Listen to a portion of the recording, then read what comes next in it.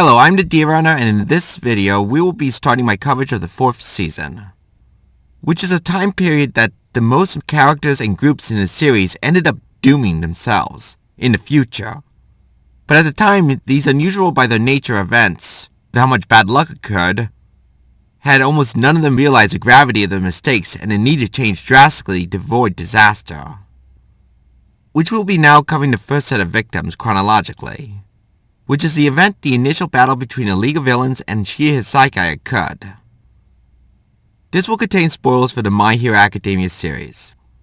This is your final spoiler warning. I will first start with a summary of the deceptive on-surface story. The League of Villains were reaching out to other villain and criminal groups to gain members, but when they brought the Yakuza leader of Shigaraki, Overhaul, this person challenged Shigaraki's authority, claiming he should instead be the leader, due to the League of Villains' failures and loss of great irreplaceable villains. This provocation led to members of the League of Villains to attack Overhaul, leading to Big Sis Mag's death and Mr. Compress losing an arm, with also a Yakuza member's death, and had revealed the Shigaraki group had some sort of quirk-suppressing bullets, which was used to prevent the League of Villains from fighting back efficiently. Then after the battle, the Shigaraki group left to have the League of Villains consider their offer to join them, which eventually both groups formed a friendly on-the-surface relations, and that's the end of the recap on the on-surface story. Now to dig out the hidden stories of this event, I first will start removing the lies they gave us from the on-surface story. This battle did not happen due to the new League of Villains members were loyal to Shigaraki, but instead the battle happened due to the new members of the League of Villains who were mind-controlled to be loyal to Shigaraki, which this mind control ended up malfunctioning, causing this battle to occur. This can be shown through my episode 12 research on the Camino Ward incident. In that time period, the only reason Shigaraki had a bunch of new recruits was due to the lie about the hero killer Stain had been part of the League of Villains. Like how Stain's capture was a beacon that led criminals to seek out and join the League. But in the Camino Ward incident, Shigaraki gave overwhelming evidence that wasn't the case to those new recruits. First, when facing All Might, Shigaraki decided to directly, with absolute anger, blame all his troubles on All Might, and shows he truly hates everything about All Might to everyone. Justice, peace. You created a garbage society by lifting up such ridiculous ideals. That's why I targeted you, All Might. Shigaraki! This is your fault! I hate you! Which conflicts with Stain saying All Might is the only worthy hero that he allowed to defeat Stain himself. There is only one man I'll let kill me. He is a true hero. All Might is worthy! Then this was made much worse as they had the godlike villain All For One, who was revealed to be part of the same group, almost killed All Might. Your game has come to an end, Tomura Shigaraki! All Might, please! You're the only hero Stain respected! You are worthy! Which also forced All Might to retire, while at the same time the giant crater left from the battle in that highly packed city meant at least an unimaginable high level of innocent civilians' casualties occurred. The reality is, in all the cities where Stain has appeared, the crime rates have fallen. Regardless, he does bring change. Which clearly would conflict with Stain's ideology of heroes need to actually be heroes instead of seeking money and fame, as massacring civilians on such a scale would obviously conflict strongly. Hero is a title for those who've accomplished great deeds. The city is full of false champions. All they care about is money and fame. But they did all this while trying to kidnap a teenager and training hero, student, and lastly, all that happened after the first mission they completed about 24 hours ago to attack and kill in training heroes. They were high schoolers. The word hero has lost all meaning in this society. The world is overrun by fakes and criminals like you who chase petty dreams. They must all be purged. But despite that overwhelming evidence, the new members remained loyal to Shigaraki and still thought Stain had been part of the League of Villains. I see your nature. It seems our goals fundamentally oppose each other. However, this wasn't in vain. We agree that we need to destroy the present. The only possible explanation would be if they were mind-controlled in some way, as otherwise there was no chance they would have stayed, let alone defend Shigaraki during this battle. Did you just forget? I may be a villain, but I'm human too. We all are, man. Now, to better understand what are the specific rules this mind control follows, during this battle that Shigaraki had told his mind-controlled underlings to stop attacking, but they didn't listen. Compress! Wait! No! I have to seal this guy away! So this mind control is not a full control, but instead influences them in a much more subtle way, which, since we can clearly see all the personalities of the victims that remain intact, while the sheer amount of the components of the emotions are spread throughout their brains, this clearly shows the mind control is very limited and focused, which would leave an extreme level of individuality inside them. Therefore, the interpretation of how to be loyal to Shigaraki was left up to each of the mind-controlled victims individually. At most, the evidence so far only shows the mind-controlled victims are forced to believe the initial lie given to them by the Master, while not able to clearly perceive conflicting evidence. Which, unfortunately, trying to be loyal to early-game Shigaraki is dangerous, as early-game Shigaraki had the issue of being an entitled, spoiled villain, with the expectation if it pisses him off, he will simply destroy it, which all his mind-controlled victims would clearly be forced to support this goal of Shigaraki. So when Overhaul laid out the case in detail on why Shigaraki should be removed from leadership, that clearly would be something Shigaraki would be pissed off at, leading to the mind-controlled victims attacking. After this event, we can see Shigaraki with that hard lesson learned focus on correcting the mind control, as it was clear if he doesn't adjust anything, his entire force would end up rushing at another unbeatable threat, leading to them all being completely wiped out eventually. So Shigaraki, knowing the problem comes from the mind control, being forced to support what they believe the Master wants, Shigaraki changed how he behaved around them, giving out a calm, strategic, and forward-thinking personality, which with the mind-controlled victims exposed to such a calm leader, they adjusted their interpretation of how they should support Shigaraki to match the new personality of the Master. So from now on, they won't just blindly rush at threats, but instead calmly assess the situation, and strategically move forward in support of the Master. Looking over the mind-controlled victims' behavior, we can see their individuality left behind heavily contributed to how each one acted. We can see that Big Sis Mag was the first one to attack. The reason she did this was due to her violent personality. That is revealed from the complete list of crimes of hers that we were told about. Wanted for 9 counts of aggravated robbery, 3 murders, and 29 attempted murders! If you listen to the list of crimes, it is extremely violent. Even the robbery charges that may have been considered just strategic is stated to be aggravated, so a level of extra violence. This clearly shows Big Sis Mag had some serious anger issues. So Big Sis Mag is quick to anger. This explains why she acted out violently instead of everyone else who just got angry about the provocations to the Master Shigaraki. Which we can see that just before this, Shigaraki, after letting Overhaul speak, told him calmly to leave. Put yourself under me. Make me your new leader. Leave.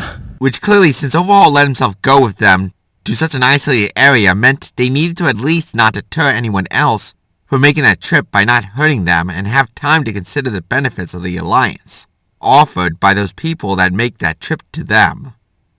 But Big Sis Mag just attacked Overhaul due to her anger issues, which was inappropriate, showing an emotional anger-filled logical response by Big Sis Mag. And then after the death of Big Sis Mag, we see others attempt to attack for a much more reasonable reason, as they just saw a fellow comrade get killed. Now it is clear all mind-controlled victims would have had to have at least do one of these steps in that situation. But doing this with everyone distracted, they didn't notice one of the villains was not acting correctly. In fact, she showed no form of aggression or anger when all mind-controlled victims should have during when that battle was set into motion to when it ended. And that was Himiko Toga. Toga did not display anger, nor did Toga attack during that period of time, which is completely impossible for mind-controlled victims. Therefore, Toga is not under mind control. Sounds like a challenge. I'm the next leader. Even now, I'm gathering my troops. You can't even manage a few crazy people, but you want to build an army? What happens when that power spirals out of control? No. Big Sis Mag! Now the first question that comes from this is, how did Toga pull this off? We can get the answers from the licensing exam when she opened up to Deku about all the training she had received. Which there was one point she stated they taught her a high degree of mental control, blanking out her mind in combat to disappear, which the translation would be, there are quirks out there that target the brain of people to attack and track. I make my opponent's eyes and ears blind and deaf to my presence. To do that, I hold my breath, clear my mind, and disappear. The hardest part is not thinking. So being able to turn off what they used to get her would allow Toga to resist mind-affecting quirks. And the control is especially strong as she can blank her mind out in the middle of tense combat while not being hindered. Such a high degree of mental control training would have to have Toga heavily resistant or completely immune to most forms of mind control. Which clearly would explain how Toga avoided Shigaraki's mind control. So it is clear Shigaraki had made a major mistake as he thought all the new recruits were under his control, therefore there'd be no reason to keep an eye on them. But he missed the fact that the girl he thinks is a blood-draining mass murderer is completely immune to the mind control. That is clearly dangerous with how dangerous Shigaraki thinks the blood-draining mass murderer is. But now the next question. Why did Toga stay while acting so loyal to the cause?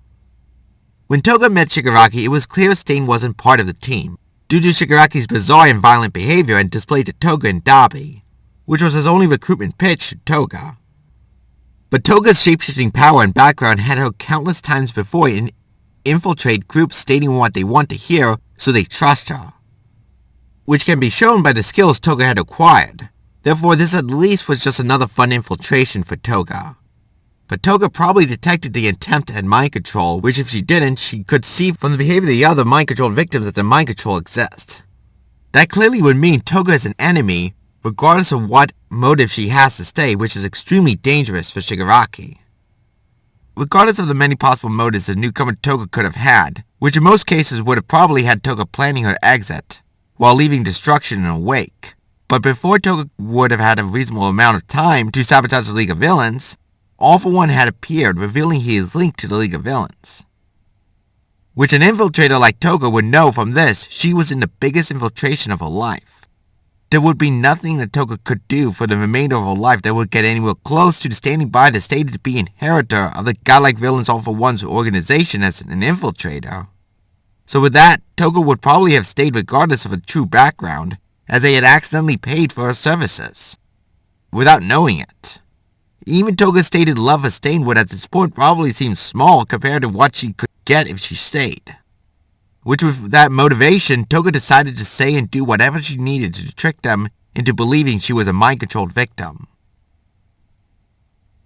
At the end of episode 41 of My Hero Academia, the iconic Toga spying on Froppy and Uraraka scene was shown. But that was during a montage which every single villain was shown to have just started to make the move.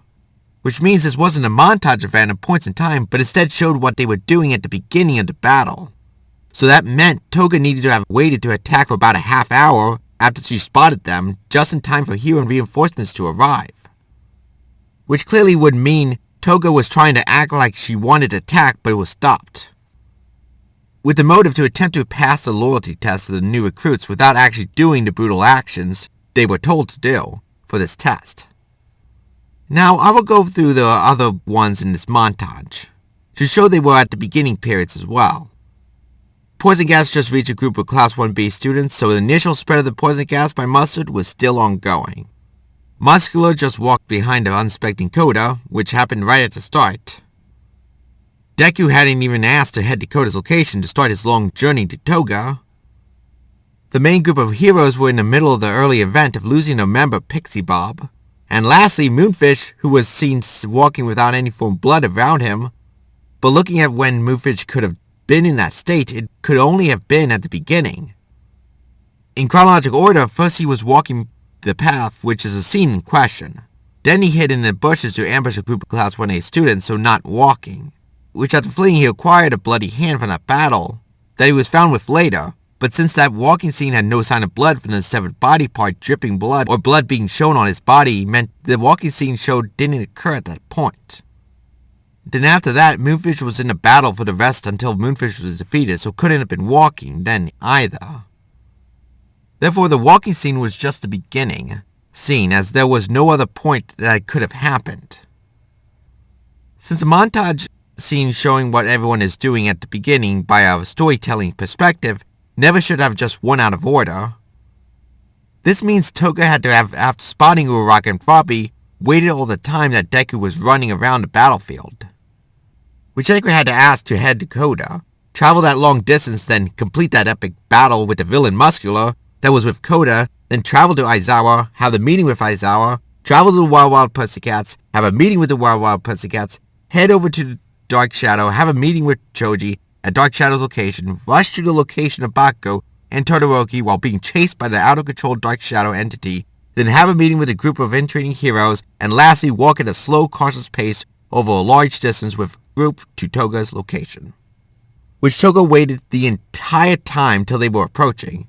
Toga had all those stealth skills necessary to have scouted around Uraraka and Froppy to see when he expected to eventually arrive rescue team would approach. So Toga can have an excuse to unsuspiciously flee without killing them when she attacks. Doing enough to get accepted in the League of Villains that requires her to prove her loyalty by attacking. Though this does prove that Toga had no intention of killing Froppy and Uraraka, this doesn't prove that Toga is on the hero's side. Because a psycho killer Toga would have all the motive to do what she did. Simply put, Toga is not loyal to Shigaraki, so Toga had no reason to kill people on Shigaraki's behalf. But Toga likes infiltrating and is good at it, as seen with all the skills she has. So for fun, the blood-draining mass murderer Toga attempted to infiltrate. But since Toga has standards, she tried to do this in a way she can avoid killing people on behalf of the crazy leader of the group she has infiltrated. Which in the case of attacking Uraraka and Froppy, Toga used her stealth skills to scout out the expected to eventually arrive hero reinforcements, looking for survivors, and once they are about to arrive, fake a brutal battle in a way that be convincing enough to allow her to join with the excuse she had to retreat before she killed anyone. Also, if we take into account Deku's original quirk, it would have scanned Toga already, then would have prioritized her if she was an actual threat. Which instead it chose to address Toga last, where she had Uraraka and Froppy in her sights the entire time. The only reason that could be is that the scans determined Toga was the least serious threat, as the scans would have detected Toga trying to not harm Uraraka and Froppy. And the rest of the events with Toga also showed the same behavior of trying to not get kicked out, while at the same time trying not to kill people. When attacking Deku at the end of the summer training camp attack, Toga was basically screaming at Choji to defend Deku from Toga, so that Himiko Toga would face a person that simply regenerated from any slashing attack Toga could do with a knife. Even though one of my arms was cut off, but it's not like it's lost forever. My duplicate arms are capable of making duplicates upon duplicates. Toga started this by attacking Deku at long range while constantly talking to Deku. Hi, Suga! My name's Toga! And then instead of killing, she just explained why she was going to stab Deku and even did a long pose screaming out her intentions. Then a high-skilled assassin allowed Choji to hit her away from Deku, which otherwise Choji had no chance to catch such a highly skilled assassin off guard. Then Toga put on an act stating she will focus on Choji completely so she can get to Deku. So that's how it is. You want to come between us. Which would make Toga unable to kill anyone. And lastly, the Kamino Ward incident when fighting Bakugo. Toga was just too good with a knife in close-range combat to not have been able to take out Bakugo. But Bakugo was far too distracted by the many villains randomly coming at him, leading to too many openings Toga could have exploited. Toga should have been able to get several good hits in, but got none. Which is because she didn't want to. And after Toga got away with such a large amount of things, she knew they'd think she's under mind control, so all she had to do now is just act loyal. But during all of these attempts, there was a major inconsistency that can be used to destroy the possibility that Toga is a psycho killer. This happened when Uraraka was able to restrain Toga, but Toga's skills were far too advanced for Toga to have been beaten realistically. But then after hero reinforcements arrived, Uraraka suspiciously let Toga go. with the excuse she was caught off guard by Toga stabbing her with a needle, slowly draining her blood, and the hero reinforcements yelling out to her. But Uraraka had full control over Toga's body, which in that state, the sheer level of movement Toga needed to do to fling Uraraka away as was shown should have snapped Uraraka out of it and at least struggled to keep Toga down for a few seconds. And probably shouldn't have got out of the restraint anyway, which would have been plenty of time for Todoroki to freeze them both in place and then sort them out later, and also several other options that only needed a few seconds of Uraraka holding Toga down. This strongly indicates that Uraraka had for some reason worked with Toga, and somehow Toga recruited Uraraka during the fight. With the tactics being Toga knew Uraraka would be recruitable, so allowed Uraraka to restrain her to run down the clock till the hero reinforcements arrived. Then, once the heroes arrived, Toga told Uraraka the truth, then ordered Uraraka to let it go, which Uraraka obeyed. So, Uraraka, I have some questions. The answers comes from the mall hostage situation, which Deku upended Uraraka's life by revealing All for One to her. Hold on, Shigaraki! I have a question too. What is All for One after? Which at that time, no one was supposed to consider All for One being involved, while he was supposed to be considered just an urban legend, as the hero's side tried to erase him from the history books. All for One ruled over Japan. Isn't that all just made up? It's not mentioned in our textbooks. But Uraraka was about to reveal the information of All for One being involved to all her classmates and all the investigators, which is something the hero's side can't afford, especially with the supposed to be hidden new symbol of peace being stated to be the one that told Uraraka. We can see they at least had forced Uraraka to shut her mouth, as even when All for One revealed himself to the world, Uraraka never told anyone what she heard from Deku. But this went farther than that, as Uraraka being recruited would explain why Uraraka is suddenly working with people such as Toga. And as long as they both were secret agents, heroes, they would have been able to secretly communicate and work together, which would have explained what happened here. But there was one last major barrier to this, and that is Froppy. Which, since Froppy was also the first to reach Uraraka, this meant Toga knew the restraint she placed on Froppy didn't work. But Froppy was too much in shock to realize she can get out. But Toga allowing herself to be that vulnerable around Froppy meant Toga had to have known she'd be able to order Froppy to stand down. Therefore, for Uraraka and Toga to be secret agents, Froppy would also have to be one, as they otherwise probably wouldn't have taken such a risk. So Froppy, I have some questions. The answers come from the intership Froppy was on.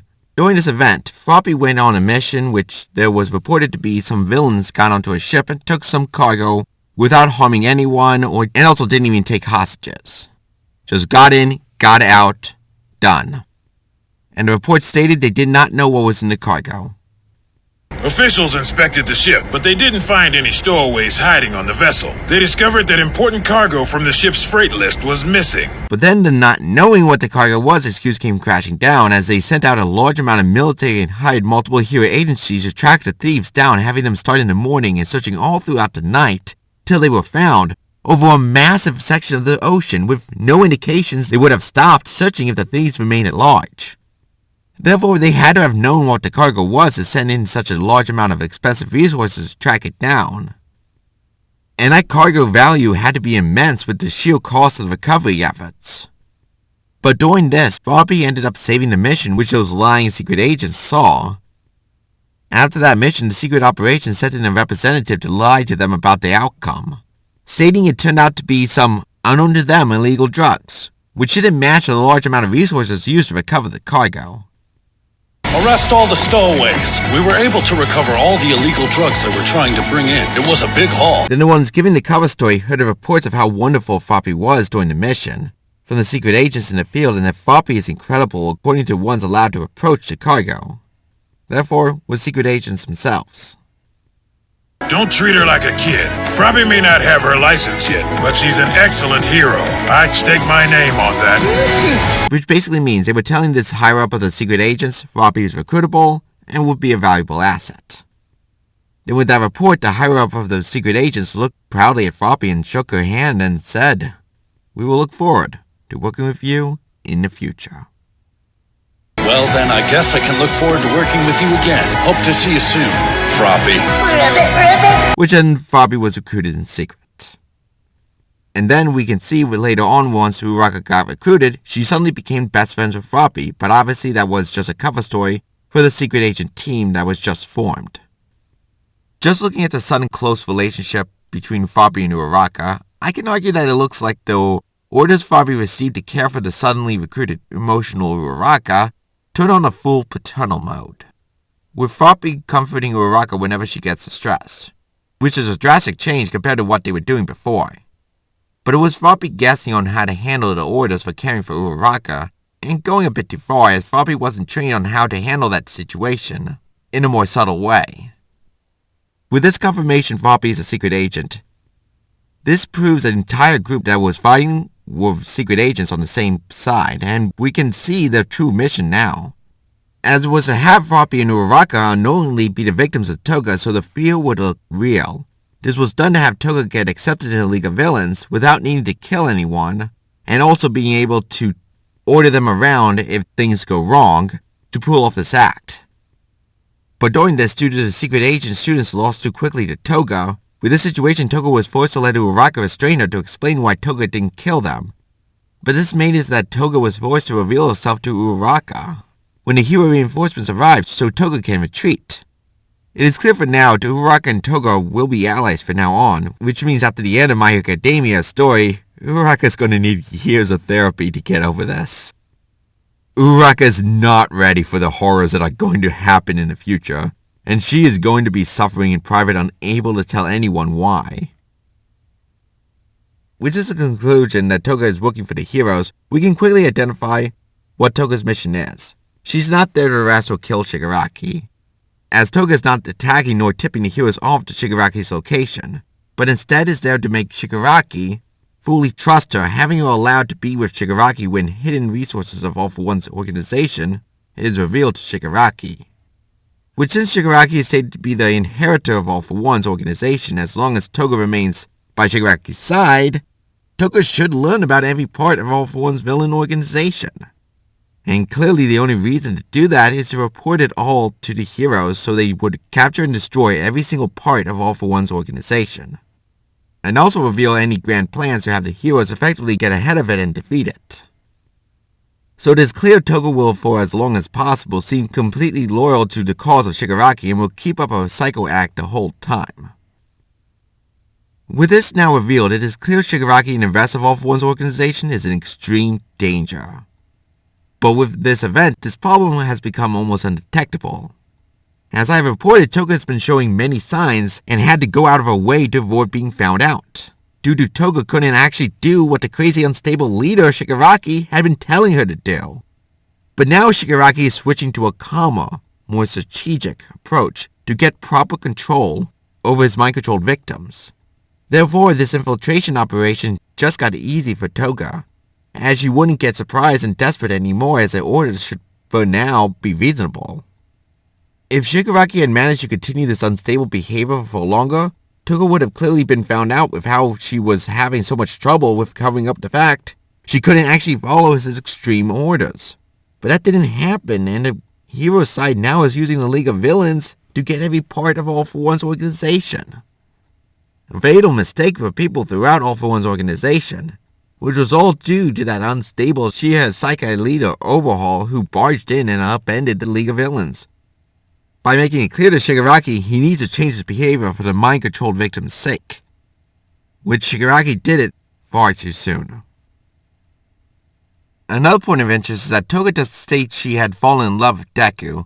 Yeah, but I made some great new friends! And I found a cute boy I'm interested in! But that is not true. It was just an excuse for Toga to get near Deku a lot in private. Though Toga is probably not allowed to know Deku has one for all, Toga being such a highly important person in the field near such an important ally would probably mean they will eventually need to coordinate their efforts together. So Toga would be told to find an excuse to explain the future in private interactions before making contact. Which the love excuse would work, as a fake psycho killer that attacks for love background would make it reasonable that Shigaraki's orders to have Toga kill Deku would instead make Toga fall in love with Deku. We can also see when the League of Villains had to retreat in the Community Award incident, Toga was the only one that wasn't attacked at all by the top security clearance pro-hero Gran Torino, trying to strike down the League of Villains, which he almost completely decimated the rest of them. Which was due to Gran Torino knew Toga was on the side because he has an absolute security clearance, and he knew it'd be best to help keep the double agent Toga's options open by not pushing her to a corner. Unlike the others, that'd be better if they struck him down. Due to the amount of destruction he can meet a ward with the countless civilians already dead, meant the League of Villains was going too far and he needs to not hold back till they are beaten or they retreat. Another point of interest we can now look at when Toga was at the licensing exam, which she wasn't told to kill anyone, therefore it was much easier on her. That event is completely covered in episode 13 of my series, but for the ones that haven't seen that 3-hour-long video, I will give a quick summary. To figure out what truly is happening during that event, you just have to listen closely to what Toga says throughout it. First, she talked to Deku about how his training is completely subpar, while Toga shows her training was far superior, which is a recruitment pitch. It wasn't your power at work? No, that's just a technique. Then after that recruitment pitch, Toga specifically says, "Now I want to ask my own questions." Now my question, why exactly do you want to become a hero? Which after that point, Toga only asks about why Deku wants to be a hero, as Toga was trying to personally judge Deku to see if he reaches the standards to join a secret hero group. That was society's secret police force who are not allowed to be known by the general public. Since most members would believe only the best should be allowed in, so instead of Toga just following the orders to recruit Deku, Toga instead after the required recruitment pitch, tested Deku's worthiness with the questions on why Deku wants to be a hero, while at the same time testing his combat capabilities. Which Deku was failing at the combat section, but that was due to Deku's original quirk trying to quicken the pace of the meeting by making sure Toga has the upper hand, able to freely talk to Deku without Deku being defeated. So the minimum amount of time would be used in a licensing exam test that had an unspecified time limit for Deku to pass, as there were hundreds of passing spots with a heroes far exceeding that number. Then the ambush by the other competitors happened, which at that point Deku's original quirk did not hold back against the ambushers. So Toga witnessed Deku's incredible combat capabilities. This revealed to Toga Deku must have been holding back against her when they were fighting earlier. And that clearly pissed Toga off as she was trying to judge Deku's combat capabilities as part of the evaluation of Deku to determine if she should allow Deku to be recruited. With such power displayed at Deku, Toga knew what she had done before to Deku had given her inaccurate information. So Toga decided to force Deku to fight at full strength, to see his true capabilities. By doing the naked attack, having Deku in complete fear so would not hold back, allowing Toga to truly judge Deku's worthiness in combat. Since Toga was told by the League of Villains to get some of Deku's blood, Toga did that task during this attack, which was as minimal as possible to make it as worthless as possible, with the full intention of disposing of that very drop of blood at a later point. Toga also gave a slight remark as she stated, "I'll get dressed when my mission is complete," which then Toga got some of Deku's blood but didn't get dressed. I'll get dressed when my mission's complete! As Toga was trying to recruit Deku, so her mission wasn't complete yet, therefore it did not get dressed. But Deku's original quirk, who was at this point suspected Toga is actually trying to have Deku fail the licensing exam, decided to remove that threat with a trap set up during the long battle.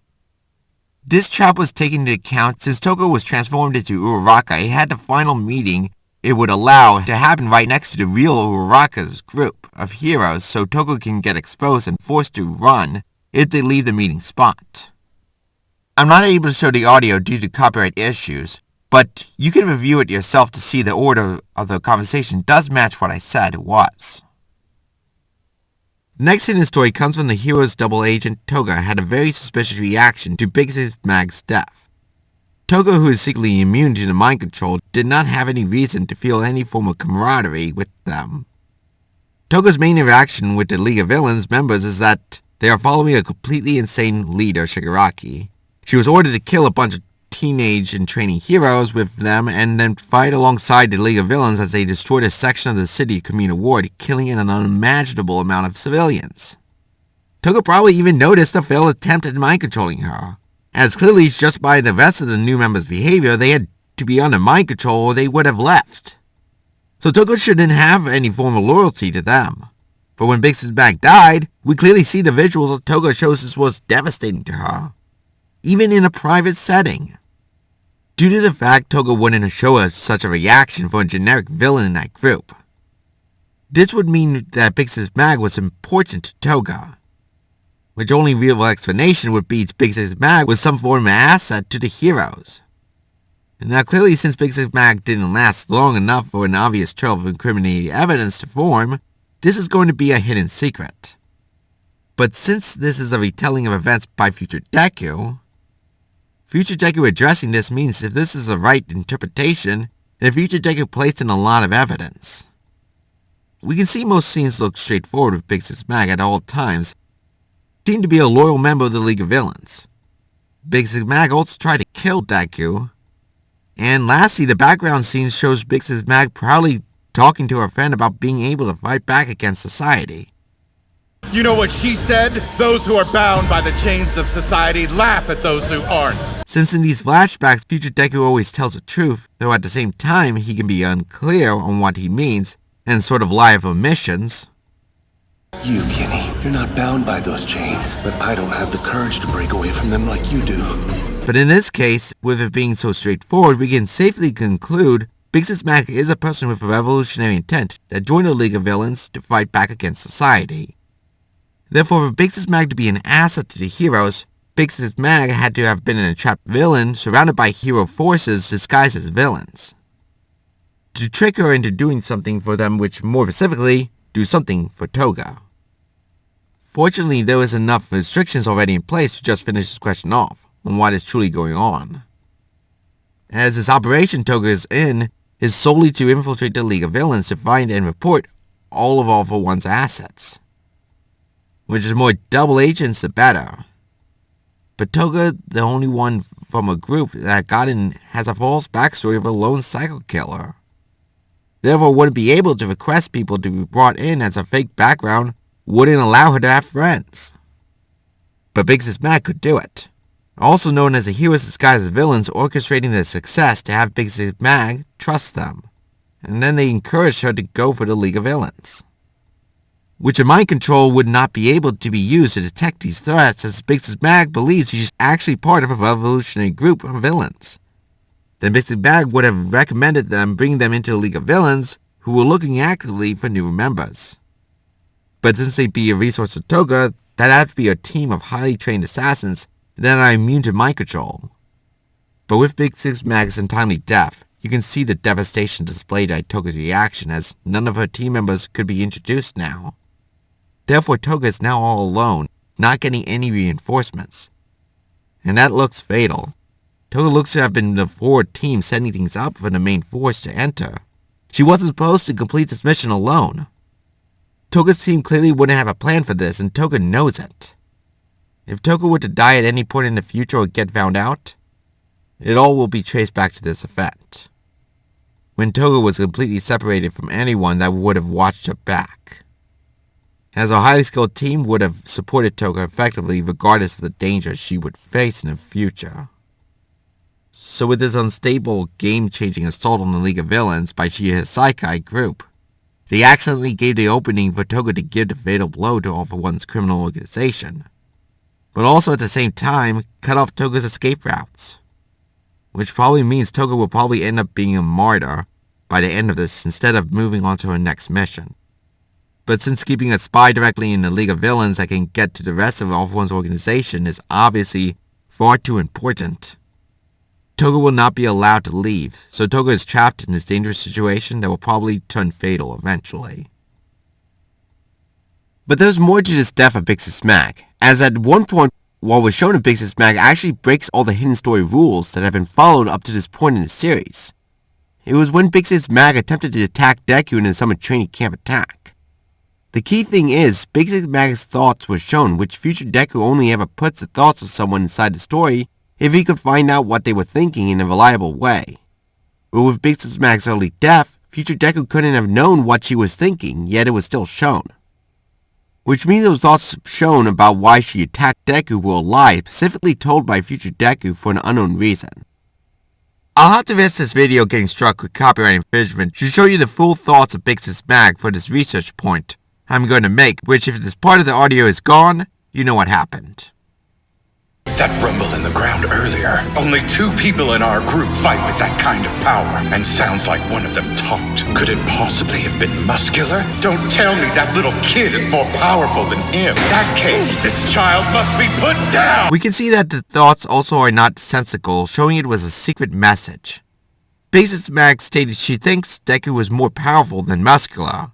So that meant avoid Deku, but she attacked. Which is a message stating for some reason some group is lying, trying to make Big Sis Mag be viewed as an idiotic, blindly loyal member of the League of Villains. Which the rest of the analysis of Big Sis Mag will also support this interpretation. The way we can figure out the entire message comes from the fact this story is a public confession letter written by future Deku, according to my future Deku narration theory, which can make the messages we see of Big Sis Mag make sense.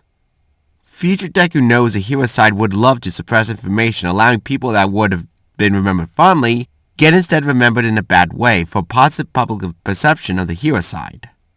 And wouldn't mind those secret agents and entrapped victims be dismissed in the history books as just some generic villains. Which we can see future Deku focus on the public-facing description of Big Sis Mag when fighting Tiger, which all her crimes were listed. Villain named Magna, wanted for 9 counts of aggravated robbery, 3 murders, and 29 attempted murders! But right after that, Big Sis Mag stated, does that mean I'm famous? Ooh, does that mean I'm famous? Fame is something that is known for good things, which being a person that truly believed in a cause, but through no fault of their own got killed, would clearly have a level of respect for being a revolutionary that died fighting. A well-deserved bit of fame. But the list of crimes stated before the question of fame symbolically states instead of the truth, should just be remembered for the cover story. Therefore, the hero side wants Big Sis Mag to be viewed as a psycho idiot that rushed at danger foolishly, getting killed instead of the truth. I'm here because I don't want to be bound by anything! We're free to decide for ourselves exactly where we belong! Victims such as Big Sis Mag is the reason why future Deku is writing this public confession letter. To bring honor to the ones that deserve it despite the higher-ups want to alter the historical record. Now we move on to the last victims of this event that should be doomed as well, which is the ones that caused this, the his Psychi leader, Overhaul, and his organization. They went there to try to recruit the League of Villains and incompetently completely misjudged them. The League of Villains wasn't some struggling isolated threat. They still had the backing of All For One forces according to the decrees made by the godlike villain All For One. Tenko Shimura, don't worry. I am here for you. Tomura, you must continue to fight. This period the League of Villains were going through was just the rest of the organization deciding to not make contact, but at the same time, continually keeping an eye on them in case they get into danger. A healing period for Shigaraki to have him go through some hardships so he would mature. With the objective to have Shigaraki seem to rise to the occasion as they secretly support him, making sure he doesn't fail. Which the end goal would be to have, by the public view of natural leader rose up from the bottom to the very top, to make Shigaraki as inspiring as possible. That sheer amount of power behind Shigaraki isn't going to allow some outsider to take control. And there were warning signs with the godlike villain All For One being involved with the League of Villains. As there obviously have been far more to this group with such a powerful godlike being backing them. So this plan to take control of the League of Villains was never going to work. And after this event it is shown All For One being informed of the situation when he is still in prison when the heroes wanted to keep him isolated. And he was informed soon after it happened. With the scene being shown almost right after, which means he must have been informed and started talking about it directly. You failed again, didn't you? But do not be discouraged. Simply begin again. And since they said every possible way for All For One to use a quirk was covered during his imprisonment by the hero side, that has access to the most complete list of quirk details and highly advanced technology surrounding him in their advertised as an escapable jail, there was no way for All For One to use his own powers or even use someone else's power to gain information, as he'd be caught. The only way All For One was kept informed was due to the trusted insider, which bypassed the security, and everyone inside would have been heavily vetted for traitors. That means the ones in the upper parts who recently became revolutionaries, which we've been following in the series, kept All For One informed on what is happening on the outside, which was part of the plan to rid the world of One For All and All For One power. That in this part of the plan made sure All For One fully trusts them by keeping him at least updated on current events. But this is far worse than just that. There was a quirk-suppressing bullet used against the League of Villains, an unheard of game-changing weapon that would have been used already if it was available. Especially since one shot would have been able to take out All Might, the one who defeated them before. Which not only the existence of this game-changing weapon was revealed, Overhaul even left a spent bullet out on a field that also misses target. Therefore, the thing they placed in the bullet was recovered, which All For One's forces would have quickly secured it for the data left behind by this careless attack. This would make Shinya Sakai now a target to get that valuable resource. That does not look survivable, having such a massive threat coming for them. Especially since Shigaraki, who is calling the shots, has decided he will make them pay. Shinya Sakai, you'll pay for what you've done today. If this goes on long enough, it is clear an army of Nomus is going to charge in to secure this new game-changing weapon, if the League of Villains ends up not being able to go for it. This can be seen as Shigaraki only showed he had one of them, while All For One's research department probably has the other. But ironically, this is not the only fatal scenario that Overhaul is facing. Toga the hero's mole in the League of Villains had got a clear view of the quirk-suppressing bullets, and completely understands the entire age of All Might being the symbol of peace would have been impossible if quirk-suppressing bullets were around, as a single hero would easily fall to such a threat. Leading to if that weapon gets on the battlefield, they have to completely change their strategy and potentially might not have a reasonable chance to win. Clearly this is something Toga had to have reported, as the hero side needed to be the ones that secure this research. Which you can easily see the end result, as major groups of the hero side started focusing on Shinya Sakai, a before known to be smaller organization as described by the leader Overhaul. They're obsolete, an endangered species. Endangered species, huh? I guess that's true. Suddenly had become the main focus of the hero side, scouting out their entire organization, mobilizing all types of heroes without explaining why they are suddenly interested in them, which happened right after Toga's report had to have been sent up. We now will review the deceptive briefing of the mission, which will be flooded secretly with information Toga had acquired, but as seen before when they are presenting a cover story to explain how the hero side got the accurate information without revealing the sources, the veteran pro heroes at the table didn't buy it, which, due to this time such a large group of heroes were gathered, it was reasonable to expect at least one won't just keep quiet about the suspicions. While the rest didn't reprimand him due to they knew he was right, but the need to protect sources is well known to them, so they didn't help call the meeting leaders out on a deception. Which his hero on screen was given an excuse, then he called them out. A quirk that can destroy quirks. I'm not connecting the dots here. How is all this related to Hasakai? Then they tried to give more information, which he called him out again. They interacted with one of the middlemen responsible for moving it. That's all. And again. There have been a rash of gang-related crimes recently, and most could be connected to the Hasakai if you tried hard enough. Which is what it seems like you're doing. Trying to make them guilty. Don't you have anything that implicates them more clearly? Till they gave the big reveal that stopped the debate. But that big reveal had a major flaw. The objective was to justify why they were so interested in investigating everything about Shinya Sakai, which the Overhaul quirk being known to disassemble and reassemble things with a reported to be previously unknown to the hero's daughter, Eri, that can disassemble and reassemble things down to the quirk level, destroying quirks, so a natural progression of what that bloodline does, becoming more deadly possibility, was shown. I hope you'll forgive my daughter, Hero. I don't know what to do with her. Chisaki from Shinya Sakai, the man Night Eye is after. That'd be convincing enough to launch such an operation. That sounded conclusive of Eri's blood being used to make those partial quirk-destroying bullets. But that data was just recently picked up. They were investigating Shinya Sakai for far longer than that.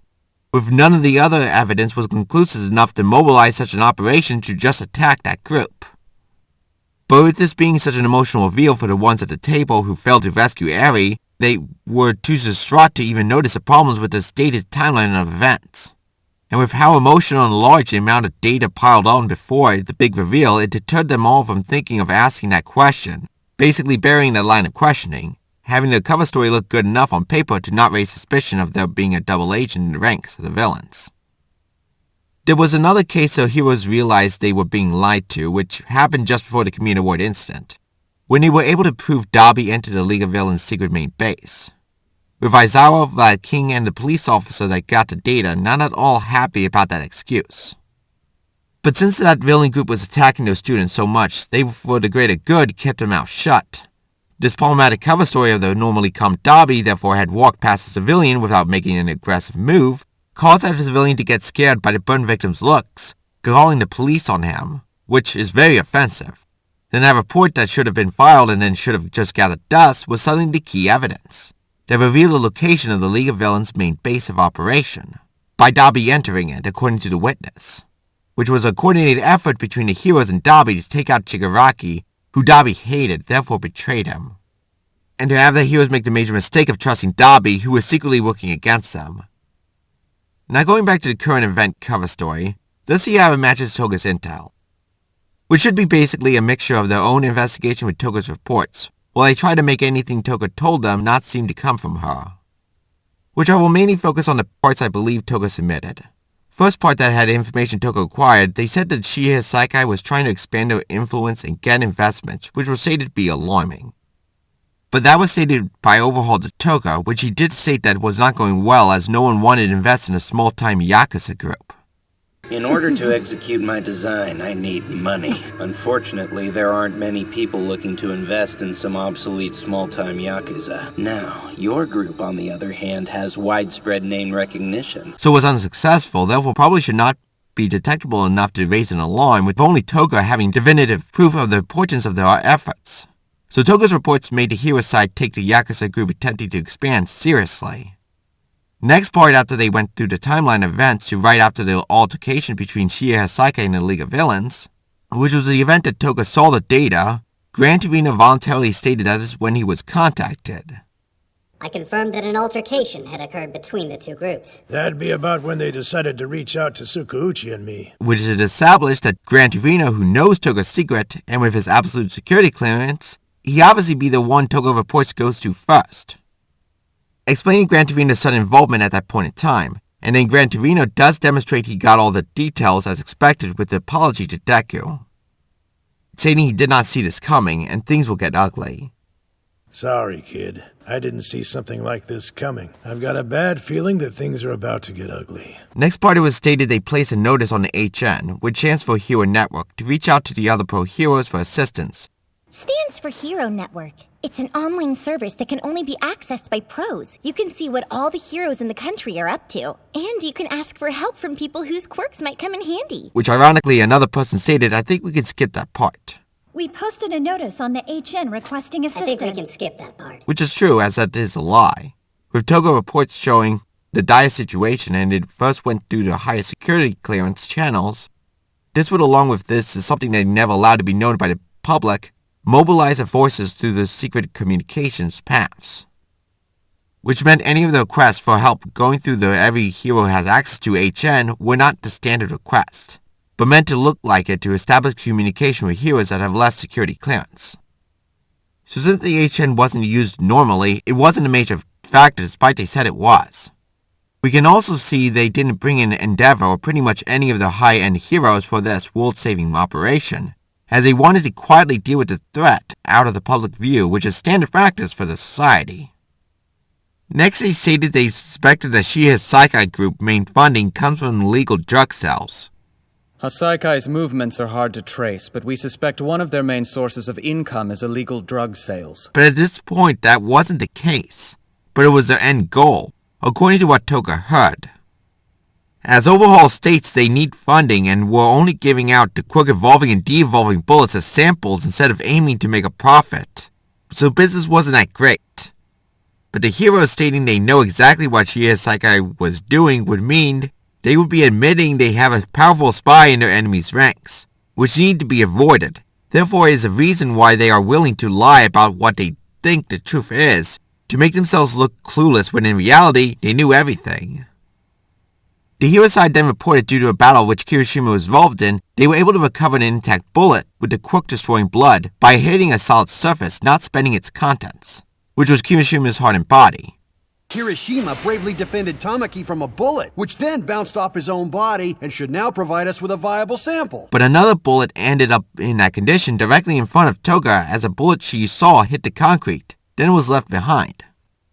So the hero side got the data much sooner than was reported, when Toga at least got a general look at the bullet, which should have been able to reveal there was blood inside, so it had to be the blood of a person with a quirk that can do this.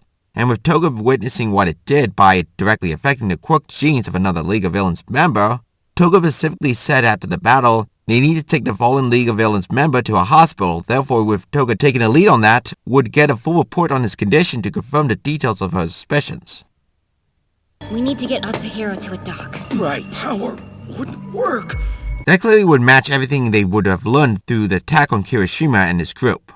But the hero side decided to give the credit to the wrong group to hide the fact they had a double agent inside the villain's ranks. Also, it was reported the random villain that had used a bullet on Kirishima's group wasn't told where it came from by how they couldn't get him to tell him anything. The guy who shot him clammed up. He won't say a word. Which was not needed as Toga saw the supplier and reported it. Next part, the big reveal of the experimentation on Eri. Toga was sent into the Shigaraki facility after the League of Villains was briefed on what this entire true plan of Shigaraki is, and had demonstrated ability to get all the information she wants, which will be covered later in this video, including dark secrets Shigaraki doesn't want revealed, such as the original leader being betrayed and put into a coma. Because your real leader's a bedridden old man. I can't imagine anyone more worthless than that! But with the heroes later making contact with Eri for a short period of time and evaluating her, that would have been enough as well to figure out enough of what was happening. But Toga probably gave the report first and then gave credit again to the wrong group to divert suspicion away from the double agent in the villain's ranks.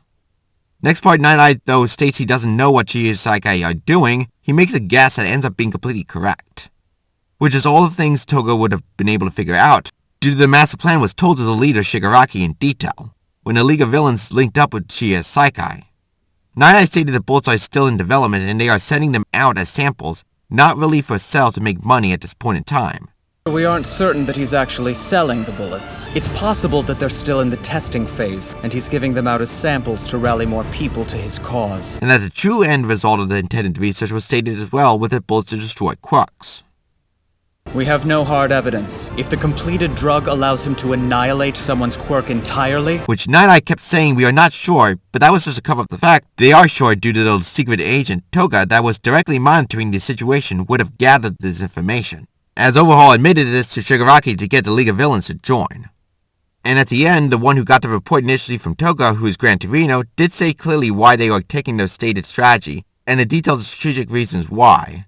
We shouldn't rush. If we show our hand and then don't end up rescuing her, then we'd just be throwing gas on a fire. Like how Stain's capture was a beacon that led criminals to seek out and join the League. Which demonstrates Gran Torino's authority over the operation he started, and also Gran Torino would want to make sure they made the reasons for their actions clear to prevent any rogue actions by the many that were there, as that was his operation, and the people tasked with presenting this operation were not as clear on those points, as demonstrated by the people trying to resist the plan. And that is all in regard to Toga, with the rest was mostly straightforward, as far as I can tell. There was a lot more going on with this meeting, but it isn't directly related to Toga, so I will finish my analysis on that section when I cover the secret agent internship within this series of mine. But it's far worse than that, as the leader Overhaul revealed he was mentally insane. This guy showed he completely hated being touched in an unstable way during the close-range combat fight. And with it being the reason Overhaul went to such extremes, killing the League of Villains members and blowing up Mystical Press's arms, when he had the power to not do that, and even repair them. I'm filthy now. That's why I hate the aftermath. Don't touch me!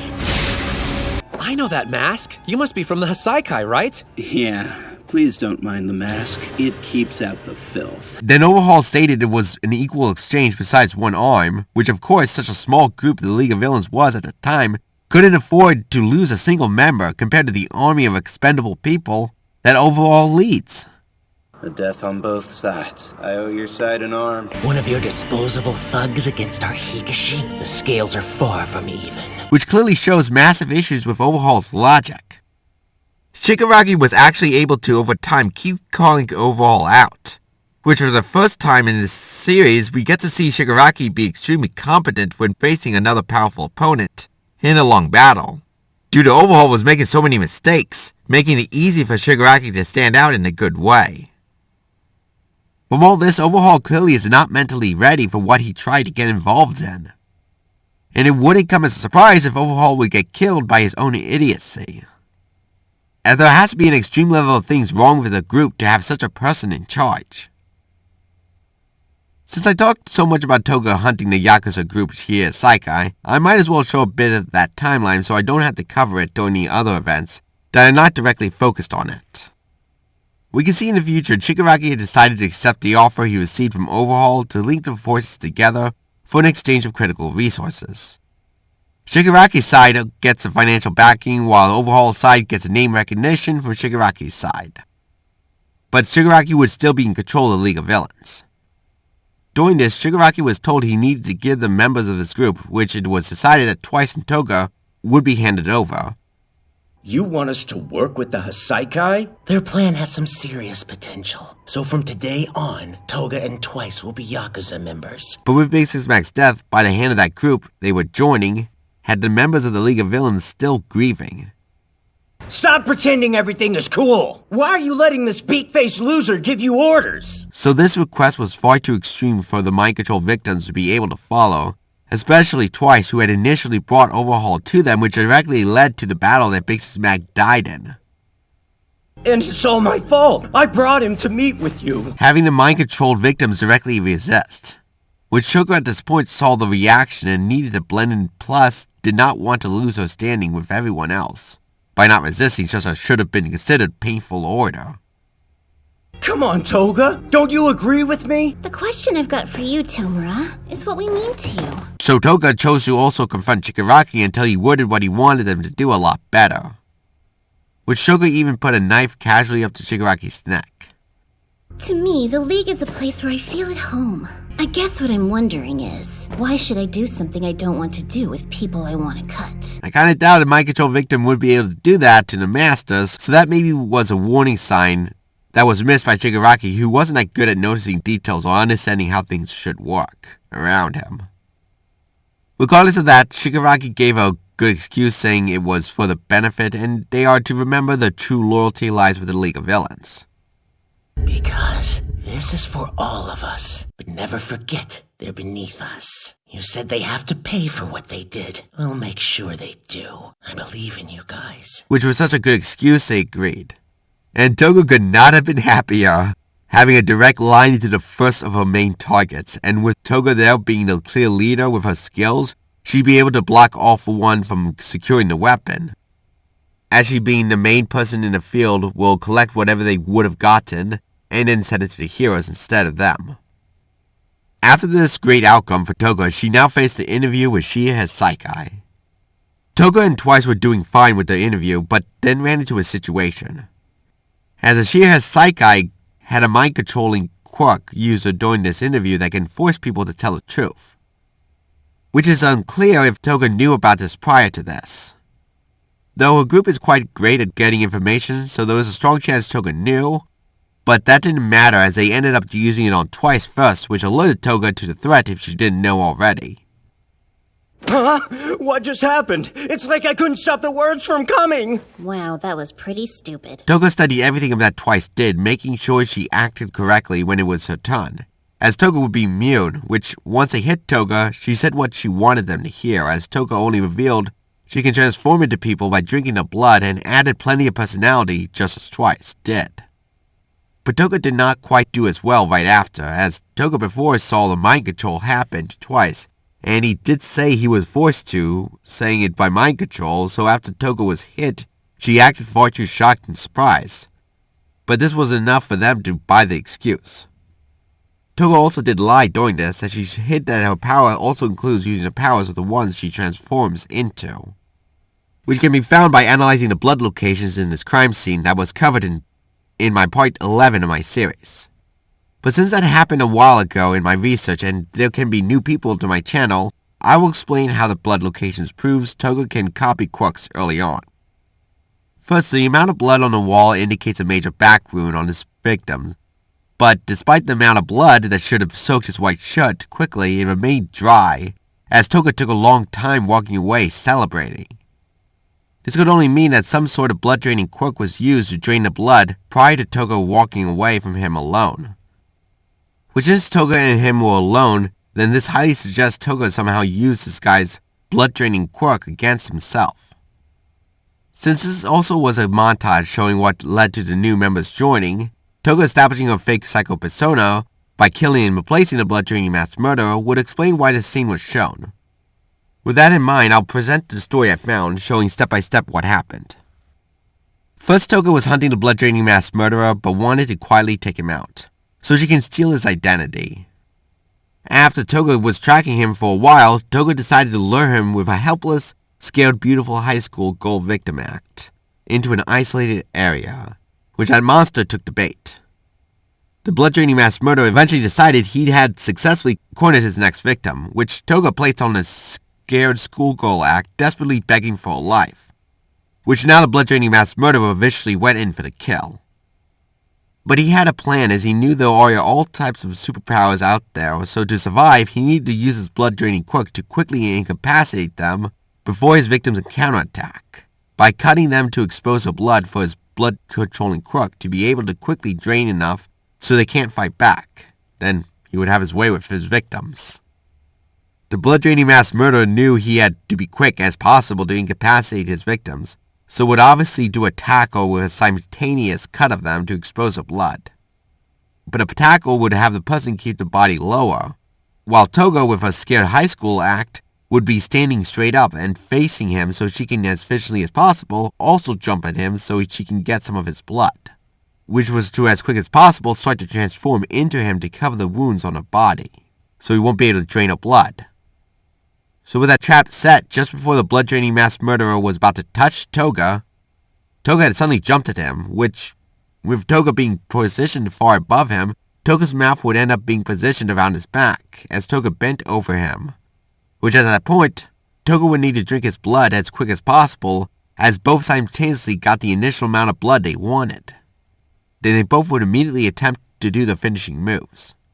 But Toga's attack was far more effective, as she instantly covered her wounds by transforming, preventing the blood-draining mass murderer from using his power on Toga's now covered wounds.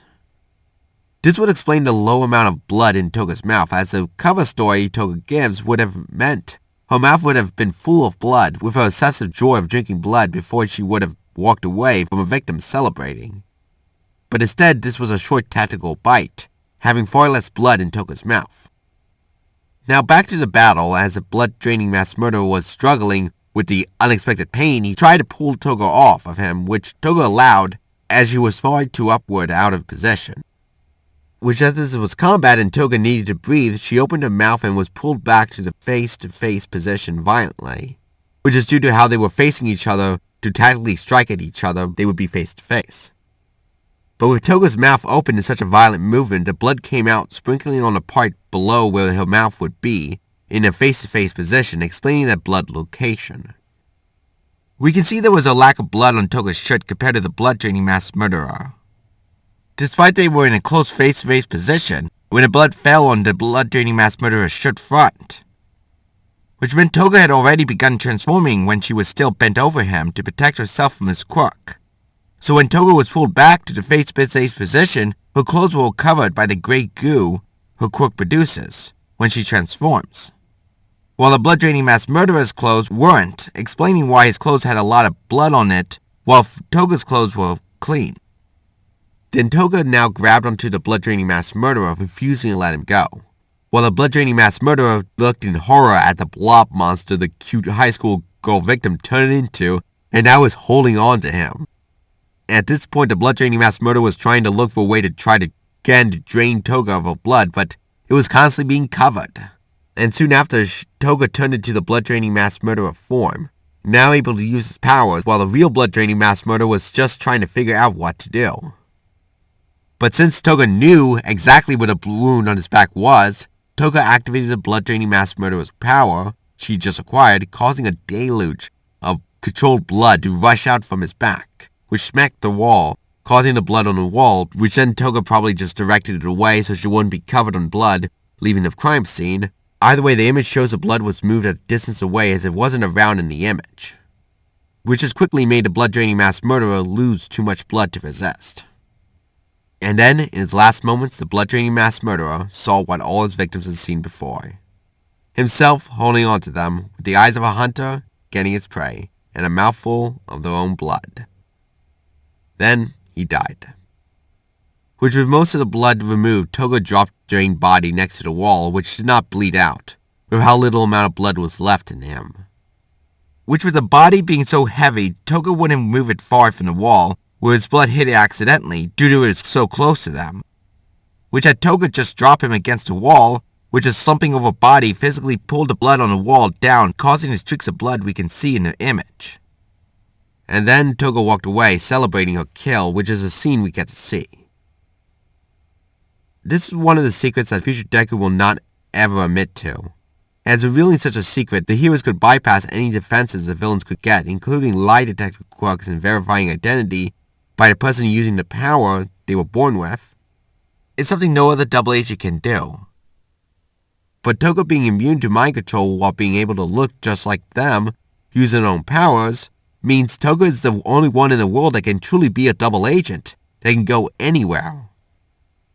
Exposing this would lead to countless vile criminal and villain organizations coming back as they would understand how they were attacked, and be able to track what the replaced villains did, leading to many of the hero side advantages being exposed.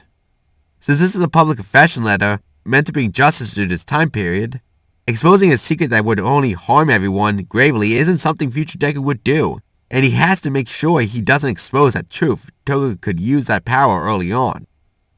So this story will omit and maybe even lie to us to make sure this secret is never uncovered. This image we saw also was just part of a montage, which since this is a written down retelling of the story, the montage states that the writing meant it was only a sentence or two for each person focused on, which is only enough time to write down Toga killed and replaced the blood-draining mass murderer, but wouldn't it be enough to state how?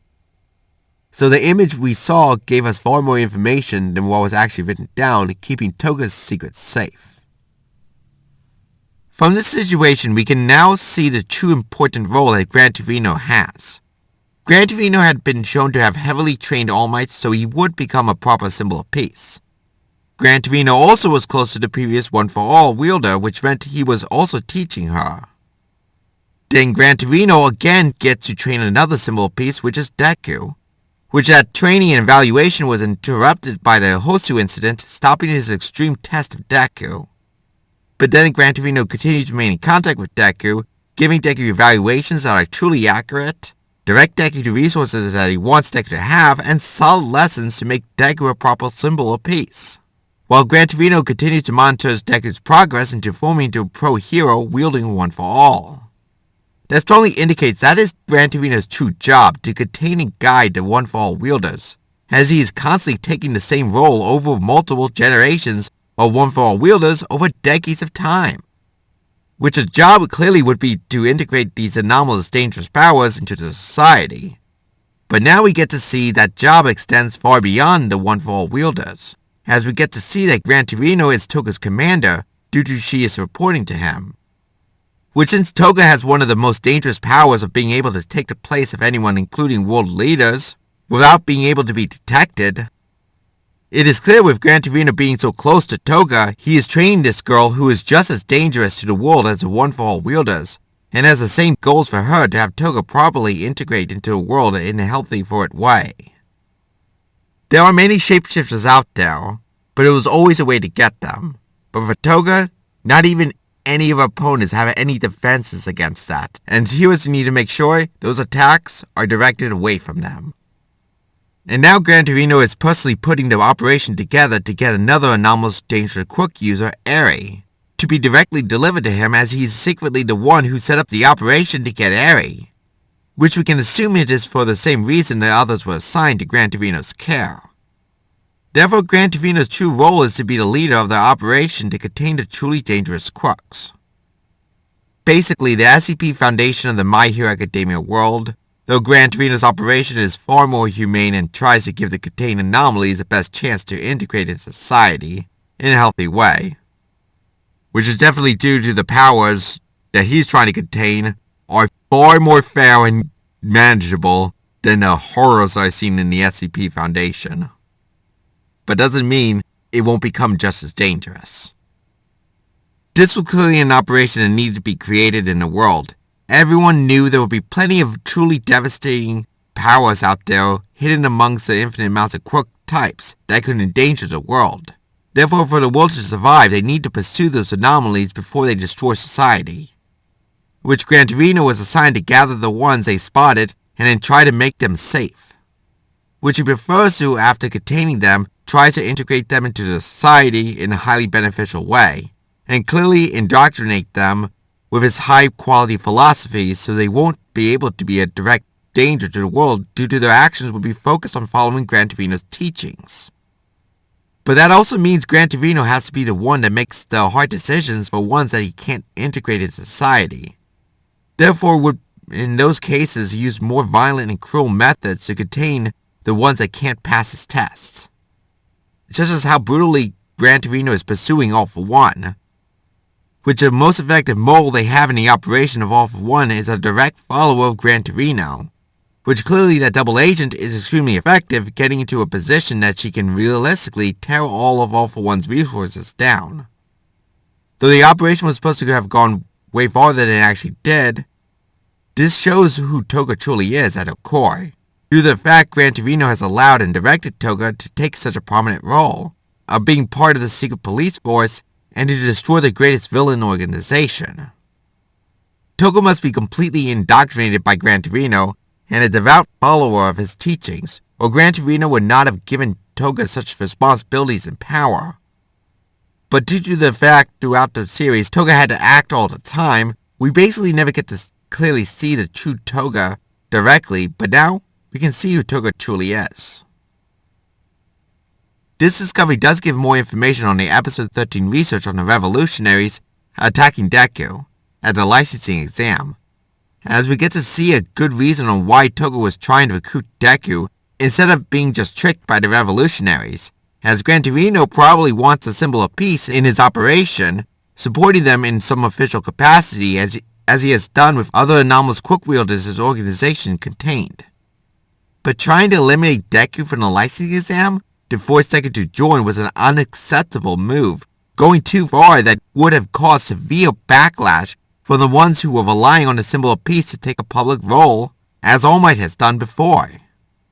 Therefore, the revolutionaries were tricking them into going too far by twisting their orders as it goes along into something harmful by the time it reached Toga, which they were able to due to the fact that Toga's communications has to be hard to understand, and with no identifiable signatures on it, so that All for One's incredible resources wouldn't be able to track it back to its source, or even identify it. So Toga basically had to rely on the fact, since they're using the communications, you must know what you're talking about, which unfortunately the revolutionaries were on the other end. Which the real goal was to force Toga to seek help to deal with Deku after she loses, which would re-establish contact with Uraraka, allowing the revolutionaries to now become part of her official command structure to start giving Uraraka orders, which Uraraka was an intended target from the very start. But due to Toga's great skills, she picked up on the fact something was wrong. With Toga, instead of following the orders to recruit Deku, Toga had instead spent most of the time evaluating Deku to see if she should go through with it, which should be expected by someone as skilled as Toga. And we can expect the revolutionaries will have more trouble in the future with Toga, which also is dangerous, as the revolutionaries have some extremely deadly people that don't want anyone to catch on to what they're doing. Now with that out of the way, back to this event. After this, Overhaul decided they were too well known, so wanted to keep them hidden. But wanted criminals like you need to stay out of sight. Unless I say otherwise, don't leave the underground facilities. But that wouldn't apply to Toga, as she can take the form of any person and walk out the door without anyone able to identify her. So Toga was the main one doing the missions, and she was wonderful at it. Toga knows how to please the groups she has infiltrated. Once I trust you a little more, you can do what you want. But you'll have to prove yourselves. Which can be seen by in the final battle with Overhaul had placed the League of Villains farther along the path, where most of his resources were already used, and allowing himself to be more vulnerable around them. Which as he walked by them, Toga would see another adoring fan of her work, being led by Toga to the demise. But after that point, things got complicated and Toga had to get creative, as Toga could see that the vast majority of the group she had just infiltrated was sacrificed, as there was no other escape route but the one she was on, due to all the intel Toga got on the area, which since almost none of them appeared, that meant the heroes got them. Therefore, Toga knew if she stayed, she'd face a complicated situation of orchestrating events with the heroes to escape capture, which is a major problem Toga wanted to avoid completely. So Toga professionally showed no sign that she knew that, and then viciously planned out her escape from the heroes to continue her pursuit of the weapon.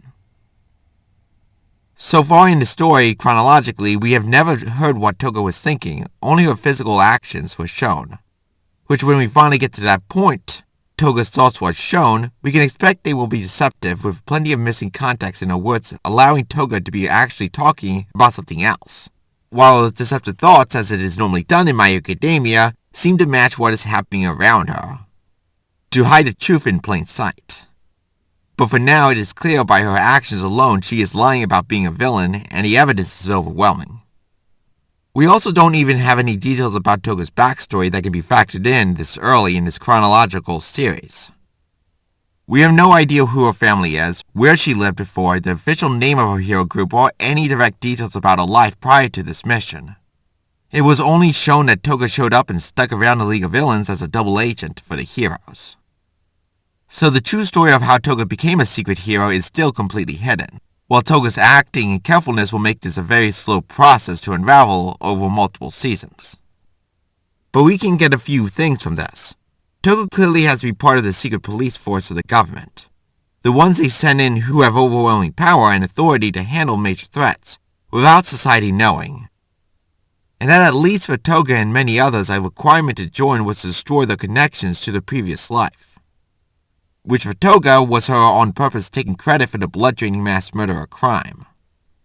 Therefore, Toga had to have staged an event to get caught attacking someone and invaded the pursuit of law enforcement.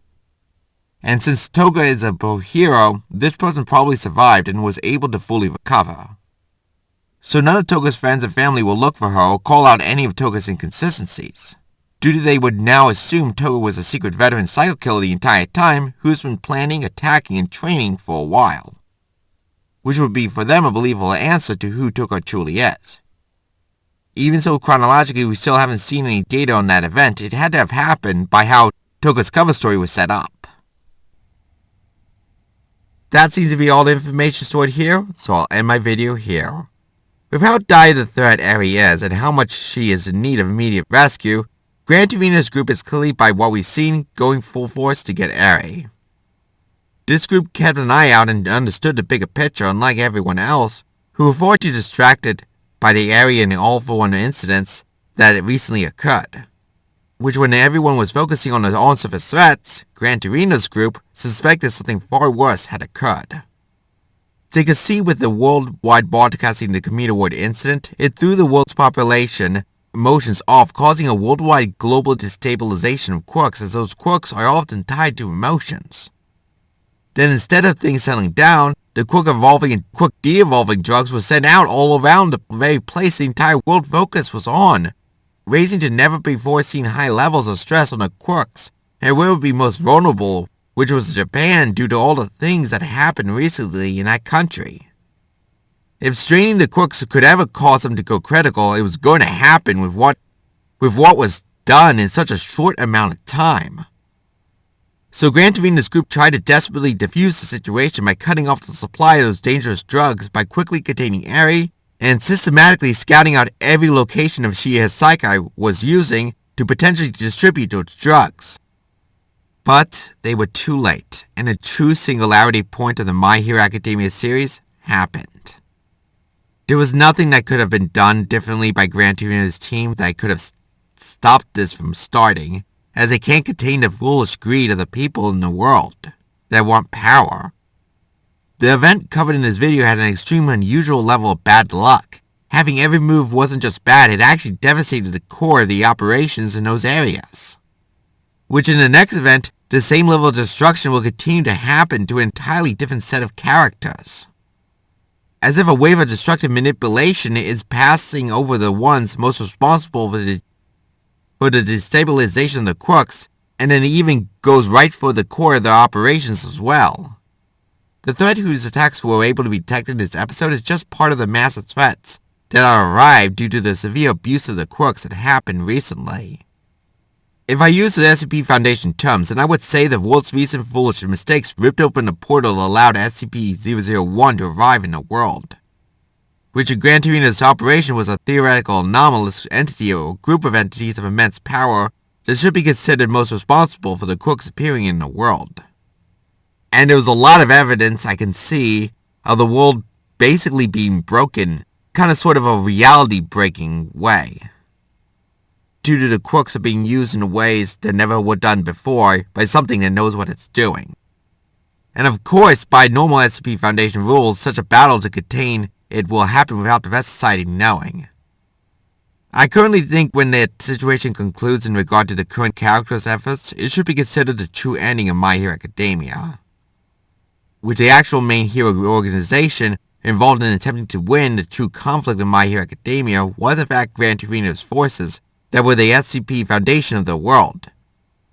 With this analysis focused on the main operative in the field, so it ended up containing the introduction of this group alongside the first time they can start to get clear evidence of this threat's existence. This has been the Deer Runner, the Run of Deer. Thanks for watching.